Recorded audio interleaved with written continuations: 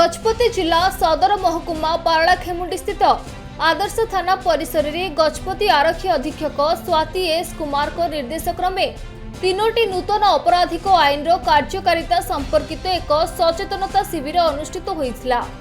पारला आदर्श थाना अधिकारी प्रशांत कुमार भूपति प्रत्यक्ष तत्वविधान में होइथिबा एही कार्यक्रम रे मुख्य सरकारी वकील वृंदावन नायक जोग देइथिबा बेले सम्मानित अतिथि भाव में डीएसपी आलोक रंजन राय आदि जोग देइथिले।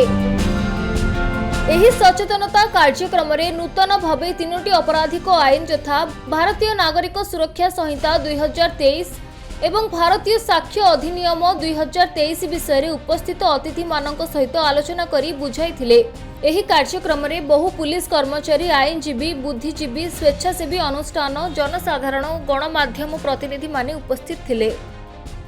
भारत सरकार आदेश मुताबिक गत डिसेम्बर जो आम पुराना आईपीसी सीआरपीसी एविडेंस एक्ट को अपडेट हो गला।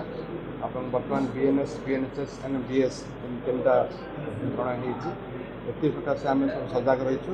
आज जुलाई 1 तारिख को आज आम आईन प्रणय है। या पूर्व भी आम समस्त को स्टाफ ये समस्त थाना लेवल रे प्लस सबनेट लेवल सब आम ट्रेनिंग कर सारी एवं आमर बर्तमान सीसीटीएनएस पूरा अपडेट करागला। आज जहाँ भी आपराधिक मामला आसो बीएनएस एवं बीएनएसएस सूत्रधारा अनुसार आम इन्वेस्टिगेशन एवं एफआईआर रजिस्ट्रेशन करा।